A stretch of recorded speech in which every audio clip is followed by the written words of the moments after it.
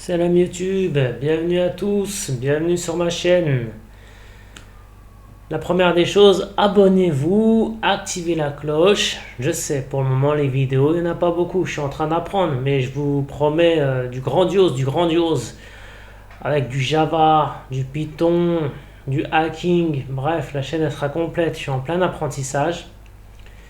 Donc, s'il vous plaît, encouragez-moi, aidez-moi, surtout abonnez-vous, activez la petite cloche. Et si ça vous a plu, évidemment, le petit pouce bleu, c'est la récompense. Alors, aujourd'hui, on va se faire un petit exercice sur le site de notre ami. Je ne me rappelle plus comment il s'appelle. C'est sur exelib.net. Il a une chaîne YouTube, une très très bonne chaîne, mais en arabe. Donc, ça va être un peu compliqué pour vous. Bon, pour ceux qui sont pas arabophones, évidemment, on se comprend. Aujourd'hui, on va faire un exercice qui utilise la méthode substring. Alors, on y va, hein, tout simplement. Donc, on a un objectif dans cet exercice, c'est transformer une chaîne en majuscule, transformer une chaîne en minuscule. Écrire un programme permettant de lire le nom et le prénom d'un étudiant. Ensuite, transforme le nom en majuscule, la première lettre du prénom en majuscule et le reste en minuscule. Et là, il nous donne un exemple. Donnez le nom de cet étudiant Safi, donnez le prénom de cet étudiant Amal, et ensuite Safi Amal. Alors, on va sur notre IDE. Moi, j'avais déjà fait l'exercice. Ouais, je me suis entraîné. Et c'est parti. Donc, la première des choses, c'est qu'on va utiliser la classe scanner pour pouvoir demander le prénom, le nom et le prénom. Donc, scanner. On importe la classe scanner scan égale new scanner. Je crois que vous savez c'est quoi la classe scanner. Je n'ai pas besoin de faire d'explication. Donc on écrit ça. Ça c'est comme d'habitude, à chaque fois on fait ça. Voilà. Ensuite on va poser notre question. Notre première question c'est donner votre nom. Tout simplement. Donc un sysout. CTRL espace. Voilà. On va écrire taper votre nom s'il vous plaît. Le retour, comme on va écrire notre retour en string, chaîne de caractères. String nom, c'est égal à quoi? Le scan, point, la méthode next. On a la méthode next pour string, on a next line pour string aussi, mais nous on va utiliser la méthode next. Ok, jusque là rien de compliqué. Maintenant, on va demander le prénom de la personne. C'est exactement la même chose que pour demander le nom. Donc, un syso, CTRL espace. Tapez votre prénom. S'il vous plaît, parce qu'on est courtois, on est gentil, on est des gentils garçons. On n'est pas des bad boys. Comment on récupère le prénom? En string, prénom est égal scan.next, tout simplement. Il n'y a rien de compliqué à ça. Donc prénom, donc là c'est notre variable prénom, est égal scan avec la méthode next. Voilà. Jusque là rien de compliqué. Maintenant, on va revenir sur notre énoncé. Écrire un programme permettant de lire le nom et le prénom d'un étudiant. Ça on l'a fait. D'accord? Donc ce qu'on a fait c'est ça. Voilà notre programme. On va pouvoir lire le nom de la personne et le prénom de la personne. Ensuite, transforme le nom en majuscule, la première lettre du prénom en majuscule et le reste en minuscule. Et là, on va avoir besoin de la méthode substring. Voilà, la méthode substring. J'ai trouvé ça sur le net pour vous les expliquer. La méthode substring de la classe string retourne une nouvelle chaîne dont la valeur est le contenu de la chaîne courante de la position début à la position fin -1. On a un exemple, string chaîne est égal à nano pour les gouverner tous.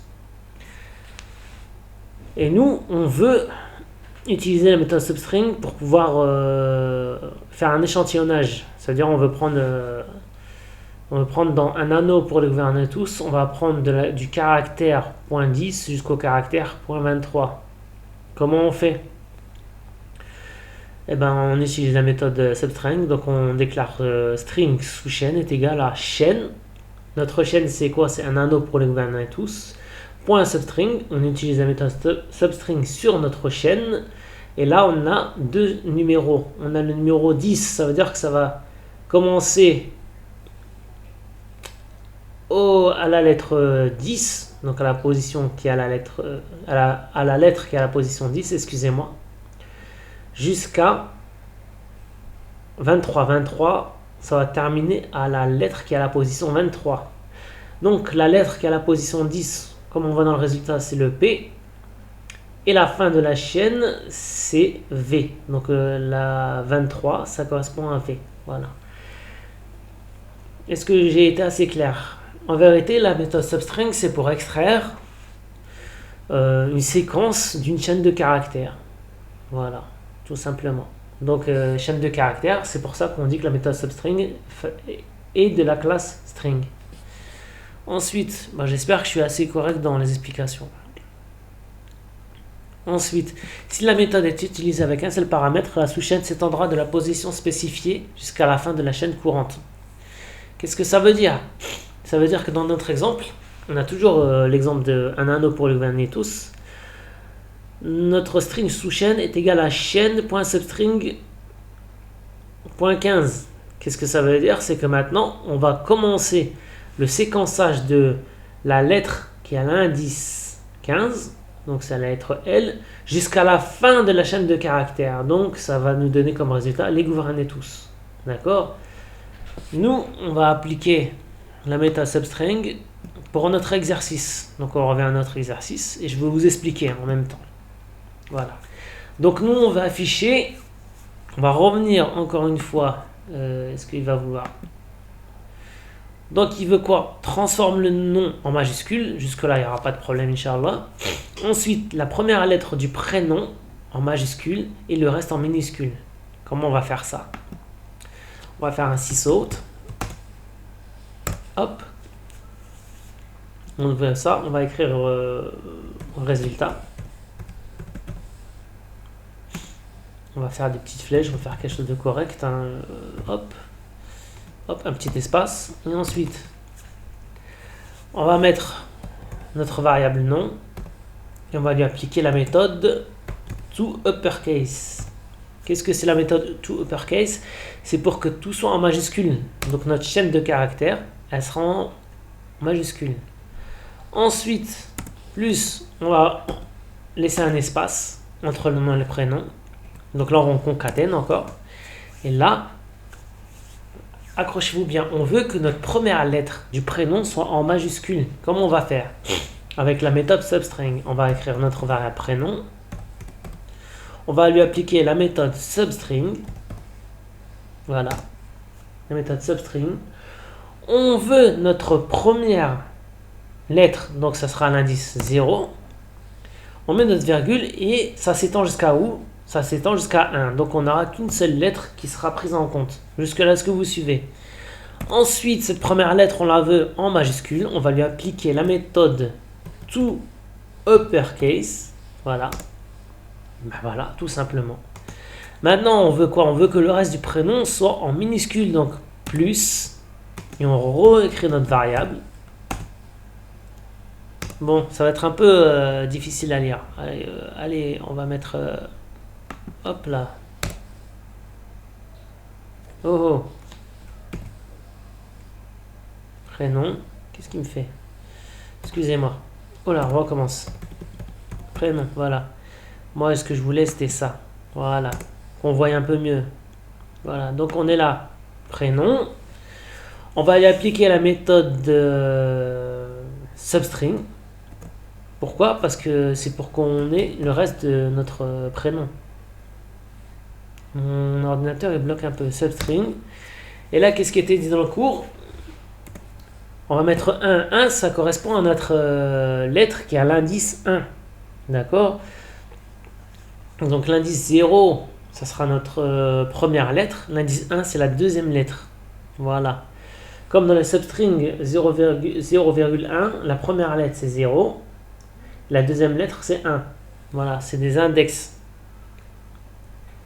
Jusque-là, vous comprenez, j'espère. Ensuite, on n'a plus rien à faire. Donc, ça veut dire que là, on a écrit prénom.substring entre parenthèses 1. Ça veut dire qu'à partir de la lettre qui a l'indice 1 jusqu'à la fin. C'est ça ce que ça veut dire. Et on veut que ce soit en minuscule. Donc, on fait to lowercase. C'est la méthode to lowercase. Voilà. Eh ben, on est au bon, on est bon, on est bon. C'est parti, on va mettre en lecture. On va voir ce que ça donne, Inch'Allah. Bon, j'espère que j'ai été assez clair. Je vais vous expliquer après. PC met un peu de temps. C'est parti. Mon nom, on va mettre Bouchard. Ça me met tonton. Et prénom, on va mettre Mohamed. Quelque chose de courant. Voilà. Qu'est-ce qui va nous donner? Résultat, Bouchard Mohamed. Voilà. Bouchard, le nom de famille, il est entièrement en majuscule. Et Mohamed, la première lettre en majuscule, tout le reste en minuscule. Donc, je répète, dans notre système print, system out println, le résultat c'est quoi? C'est le nom plus to uppercase. Donc, on a appliqué sur notre variable nom la méthode to uppercase pour l'avoir en lettres majuscules. Jusque-là, tout va bien. Ensuite, notre variable prénom, on lui a appliqué la méthode substring 0,1, 0, c'est la première lettre à l'indice 0, suivi jusqu'à la lettre à l'indice 1. On est d'accord, ça veut dire que ça sera notre première lettre tout simplement. Ensuite, point to uppercase, on a appliqué la méthode to uppercase pour l'avoir en majuscule. Ensuite, prénom, point substring 1, ça veut dire qu'on applique la méthode substring sur notre prénom. Le 1 il correspond à quoi? À la lettre qui est à l'indice 1 et on n'a pas mis de virgule, c'est jusqu'à la fin. Ensuite, point to lowercase, on a appliqué la méthode to lowercase pour avoir tout en minuscule. J'espère que j'aurai été assez court et assez clair. Je vous remercie de votre attention. N'oubliez pas de vous abonner, de liker. Merci beaucoup.